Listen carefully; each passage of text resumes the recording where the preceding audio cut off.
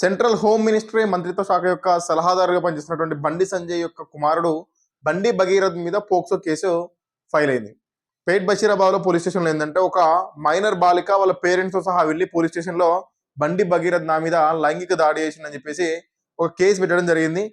At the same time మనకి ఒక బండి భగీరథ్ కూడా ఏంటంటే కరీంనగర్లో పోలీస్ స్టేషన్లోకి వెళ్ళి నన్ను హనీ ట్రాప్ చేసిరు, ఒక అమ్మాయి నా దగ్గర నుంచి డబ్బులు లాగే ప్రయత్నంలో నన్ను వలలో వేసుకొని అంటే కొంచెం క్లోజ్గా ఫొటోస్ దిగి సో తను ఏంటంటే ఫ్రెండ్షిప్ చేసినట్టు చేసి దాన్ని అడ్డు పెట్టుకొని నా దగ్గర నుంచి డబ్బులు లాగే ప్రయత్నం చేస్తా ఉన్నది, హనీ ట్రాప్ చేస్తా ఉన్నది.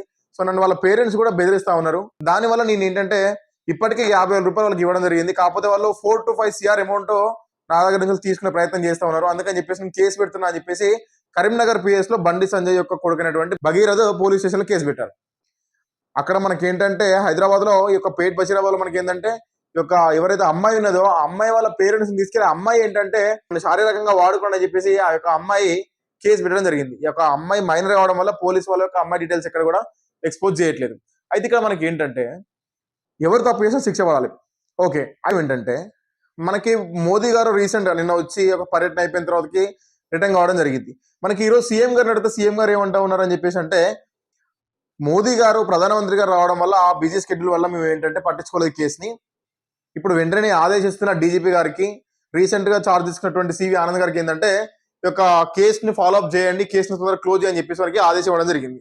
సో డీజీపీ గారు ఏంటంటే ఒక సిట్ ఒక స్పెషల్ ఇన్వెస్టిగేషన్ టీమ్ ఏంటంటే ఏర్పాటు చేసి సో దానికి కూడా ఒక డీసీపీ లెవెల్ ఉన్నటువంటి ఒక లేడీ మహిళా అధికారిని నియమించడం జరిగింది. ఎందుకంటే ఆమె అమ్మాయి కాబట్టి పోక్సో కేసు కాబట్టి ఒక అమ్మాయికి ఏ విధంగా నష్టం జరిగిందని చెప్పేసి లేడీ కాబట్టి తను మాట్లాడి తెలుసుకునే ప్రయత్నం చేస్తూ ఉంటది. సో తన కన్వర్జేషన్ ఈజీగా ఉంటాయని చెప్పేసి ఒక లేడీ ఆఫీసర్ ని అసైన్ చేయడం జరిగింది. అయితే ఇక్కడ మనకి ఏంటంటే 8వ తారీఖు వాళ్ళు కేసు పెట్టారంట. సో ఈ రోజు మనకి ఏంటంటే డేట్ 11th అంటే 8th 9th 10th 11th అంటే 4 days.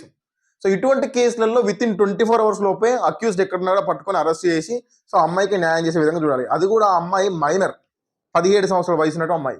మరి పోలీసు వాళ్ళు ఏం చేశారు? సో పోలీసు వాళ్ళు ఏం చేశారు కూడా నేనే చెప్తా. ఎందుకని చెప్పేసి అంటే నేనే ఎందుకు చెప్తా అని చెప్పేసి అంటున్నాను చెప్పేసి అంటే ఒక ఎగ్జాంపుల్ చెప్తానండి. ఏదైనా ఒక చిన్న సంస్థ నడవాలని చెప్పనుకుంటే జస్ట్ ఒక 200 to 300 మెంబర్స్ ఉన్నటువంటి ఒక వ్యవస్థ నడవాలి. ఒక హోటల్ కావచ్చు, ఏదైనా సాఫ్ట్వేర్ కంపెనీ, చిన్న కంపెనీ కావచ్చు, నడవాలని చెప్పి అనుకున్నప్పుడు నేనే మేనేజర్ని, నేనే ఎంప్లాయీని, నేనే క్లయింట్ని, నేనే శాలరీ వాళ్ళకి ఇస్తా ఉంటా, నేనే శాలరీ కూడా తీసుకుంటా అని చెప్పేసి అంటే కుదరదు. దానికంటూ ఒక పద్ధతి ఉంటుంది. సో మేనేజర్ వర్క్ మేనేజర్ చేయాలి, టీఎల్ వర్క్ టీఎల్ చేయాలి, డైరెక్టర్స్ వర్క్ డైరెక్టర్ చేయాలి. ఆ విధంగా చేసినప్పుడు మాత్రమే సిస్టమాటిక్గా నడుస్తుంది. సో మనకి వర్క్ అనేది ప్రాపర్గా కంప్లీట్ అవుతుంది, ఎక్కడ కూడా పెండింగ్ ఉండదు. ఇక్కడ మనకి ఈ టాపిక్ ఎందుకు చెప్పినా అని చెప్పేసి అంటే మనకి ముఖ్యమంత్రి రేవంత్ రెడ్డి గారే, హోమ్ మినిస్టర్ రేవంత్ రెడ్డి గారే, విద్యాశాఖ మంత్రి రేవంత్ రెడ్డి గారే. ఈ విధంగా మనకి ఏంటంటే అనేక రకాల శాఖలు మొత్తం కూడా ముఖ్యమంత్రి దగ్గర పెట్టుకుంటే ఈ పనులన్నీ ఎట్లయితాయి? పోలీస్ వాళ్ళందరికి కూడా హెడ్ ఎవరు? హోమ్ మినిస్టర్ ఉండాలి. నువ్వు సీఎం, ప్రధానమంత్రి వస్తా ఉన్నారు, పిఎం గారు వస్తా ఉన్నారు కాబట్టి నువ్వు బిజీగా ఉంటావు. ఓకే, మరి హోమ్ మినిస్టర్ ఎటువేయండు? 2 parts చేసుకుంటూ అయిపోవా నువ్వే? హోమ్ మినిస్టర్ ఒకవేళ ఉంటే స్టేట్కి ఈ దుస్థితి రాకపోవచ్చు కదా. 8వ తారీఖు ఒక కేసు అయినా వెంటనే 9వ తారీఖు అబ్బాయిని అరెస్ట్ చేసుకోవచ్చు. హోమ్ మినిస్టర్ నువ్వే ఉండి, మినిస్టర్ నువ్వే ఉండి, సీఎం నువ్వే ఉంటే ఈ పనులన్నీ ఎవరు చేస్తారు? మరి పోలీసు వాళ్ళు మీరు సీఎం పొజిషన్ ఉన్నారు కాబట్టి మిమ్మల్ని డైరెక్ట్ అప్రోచ్ కాలేరు.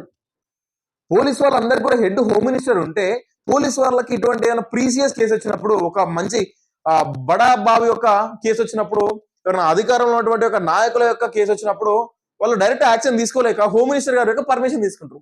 మరి నువ్వు అవైలబుల్ లేవు కదా, నువ్వు పిఎం వచ్చేటువంటి బిజీలో ఉంటుంది. ఆ మాట నేను చెప్పట్లేదు, రేవంత్ రెడ్డి గారే చెప్పారు. సో మోదీ గారు వచ్చేటువంటి ఒక పర్యటన వల్ల కొంచెం బిజీగా ఉండడం వల్ల కేసు పట్టించుకోలేదు. ఇప్పుడు నేను సిట్ వేస్తున్నా అని చెప్పేసి డీజీపీ గారికి ఆదేశం ఇస్తున్నా అని చెప్తా ఉన్నారు. నువ్వు బిజీగా ఉండడం వల్ల ఇక్కడ న్యాయం జరగట్లేదు. నువ్వు బిజీగా ఉండడం వల్ల ఇక్కడ ఒక ఆడపిల్లకి, ఒక 17 years ఉన్నటువంటి ఒక అమ్మాయికి, మైనర్ అమ్మాయికి అన్యాయం జరిగింది.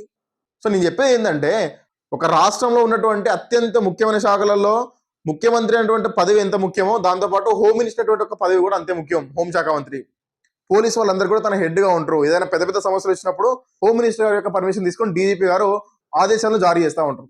సో ఇప్పటికైనా అది చేయండి. అండ్ సెకండ్ థింగ్ ఏంటంటే మ్యాటర్లోకి వస్తే బండి భగీరథ యొక్క వయసు మనం చూసినట్లయితే 23 నుంచి 25 years ఉన్నట్టుంది. మనం గూగుల్లో చెక్ చేస్తే అదే వస్తుంది చార్ట్ జీపీటీలో. ఈ యొక్క అమ్మాయి ఏజ్ ఏంటంటే 17 years అని చెప్తా ఉన్నారు.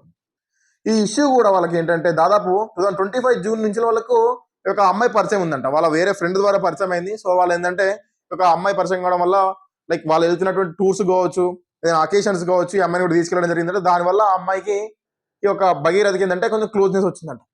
అయితే ఇక్కడ నా డౌట్ ఏంటంటే 17 సంవత్సరాల అమ్మాయికి ఇప్పుడు ఉంటే ఈ యొక్క అబ్బాయికి 25 సంవత్సరాలు ఉంటే దాదాపు 6 to 7 years గ్యాప్ ఉంది.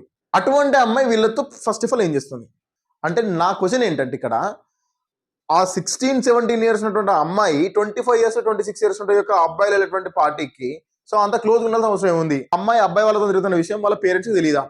ఇది నా డౌట్. దీని గురించి మీరు కామెంట్ కూడా ఒకసారి కామెంట్ చేయండి, మీ ఒపీనియన్ ఏ విధంగా అని చెప్పేసి. అండ్ ఇంకోటి ఏంటంటే బండి సంజయ్ గారు ఖచ్చితంగా ఒక అమ్మాయికి అన్యాయం జరిగిందని చెప్పేసి చాలా ప్రూఫ్స్ రిలీజ్ అవుతా ఉన్నాయి. కంపల్సరీ బండి సంజయ్ గారు వాళ్ళ యొక్క పదవికి రాజీనామా చేయాల్సిందే. రాజీనామా చేసి ఈ యొక్క కేసు మీరు గెలిచిన తర్వాతకి మీ కొడుకు కనుక తప్పు చేయకుంటే అప్పుడు మీరు మళ్ళీ మీ పదవి మీద స్వీకరించండి. ఎందుకంటే మీరు ఉన్నటువంటి శాఖ సెంట్రల్ హోమ్ మినిస్టర్ యొక్క సలహాదారులు అని చెప్పేసి అంటే దాదాపు దేశంలో ఉన్నటువంటి పోలీస్ వ్యవస్థ అంతా కూడా మీ చేతిలో ఉంటుంది, ఇంక్లూడింగ్ సిబిఐ. సో ఈ కేసును తప్పుదో పట్టించే అవకాశాలు ఎన్నో ఉన్నాయి. ఫస్ట్ నుంచి కూడా ప్రతిపక్ష పార్టీలు చెప్పినటువంటి విషయం కూడా ఇదే. బండి సంజయ్ గారు సెంట్రల్ హోమ్ మినిస్టర్ యొక్క సలహాదారులు కాబట్టి కంపల్సరీ ఈ యొక్క కేసుని ఈజీగా తప్పుదో పట్టిస్తారు. సో మీరు ఒకవేళ నిజంగా మీ కొడుకు తప్పు చేయలేదని చెప్పి అనుకుంటే మాత్రం వెంటనే రాజీనామా చేయాల్సిందే. ఈ యొక్క కేసు విన్ అయిన తర్వాతకి మళ్ళీ ఒక మీ పదవిని తీసుకోవాలి తప్ప అప్పటి వరకు ఇందులో ఎటువంటి ఇన్వాల్వ్మెంట్ ఉండొద్దు, ఎటువంటి రాజకీయ కోణంగా దీన్ని మీరు క్లోజ్ చేసే ప్రయత్నం చేయొద్దు. అండ్ పోలీసు వాళ్ళు కూడా ఖచ్చితంగా మీ యొక్క డ్యూటీని పక్కా పకడ్బందీగా ఎటువంటి రాజకీయ ప్రలోభాలకు మీరు లొంగకుండా మీ యొక్క డ్యూటీని చేసి ఒకవేళ భగీరథి తప్పుంటే మాత్రం 100% తనకు తగిన పనిష్మెంట్ వేసిపోతా ఉన్నాం. అదే మనకి ఒక భార్గవ్ అనేటువంటి వ్యక్తి ఒక 1-2 years బ్యాక్ లేకుంటే ఒక 1 year బ్యాక్ మనకి ఏంటంటే తన ఆన్లైన్లో ఇన్స్టాగ్రామ్లో కొంచెం ఫేమస్ ఉండే సేమ్ ఇటువంటి ఒక పోక్సీ కేసు ఫైల్ అయింది. విత్-ఇన్ 24 hours లోపు తను అరెస్ట్ చేసిరు, తన ఫేమ్ మొత్తం పోగొట్టిరు. బండి భగీరథని ఎందుకు అరెస్ట్ చేయలేకపోతున్నారు పోలీసు వాళ్ళు? ఎందుకంటే వాళ్ళ నాన్న మంత్రి, భార్గవ్ వాళ్ళ నాన్న మంత్రి కాదు, పొలిటీషియన్ కాదు, తను ఒక నార్మల్ పీపుల్. అంటే నార్మల్ పీపుల్కి అయితే ఒక న్యాయం, మంత్రుల కొడుకులకైతే ఒక న్యాయమా? రాజ్యాంగం మీరు ఏమైనా సపరేట్ రాసుకున్నారా? కంపల్సరీ బండి భగీరథని కూడా వెంటనే అరెస్ట్ చేయాలి, అదుపులోకి తీసుకోవాలి. ఒక అమ్మాయి తరపున కూడా ఏంటంటే టెస్ట్ మొదలు కూడా తీసుకొని ప్రాపర్గా టెస్ట్ చేసిన తర్వాతకి లైంగిక దాడి జరిగిందా లేదా అని కూడా తెలుసుకోవాల్సిన పని ఎంతైనా ఉంది. ఎందుకని చెప్పేసి అంటే తను కూడా ఒక సెంట్రల్ హోమ్ మినిస్టర్ యొక్క కొడుకు కాబట్టి హనీ ట్రాప్ చేసే అవకాశాలు కూడా చాలా ఎక్కువ ఉన్నాయి. సో ఎన్నో కేసులు చూస్తూ ఉన్నాం, కావాలని చెప్పేసి హనీ ట్రాప్ చేసి డబ్బులు గుంజే ప్రయత్నాలు ఎంతోమంది చేస్తూ ఉన్నారు. సో అలా కూడా జరగవచ్చు, వన్ సైడ్ ఎప్పుడు కూడా మనం ఆలోచించదు కాబట్టి అలా ఆ కోణంలో కూడా పోలీసు వాళ్ళు దర్యాప్తు చేయాల్సిందే. కంపల్సరీ వీలైనంత తొందరగా యొక్క కేసుని ఒక కొలిక్కి తీసుకొచ్చి ఎవరు తప్పున్నా కూడా ఖచ్చితంగా పనిష్మెంట్ చేయాల్సిందే.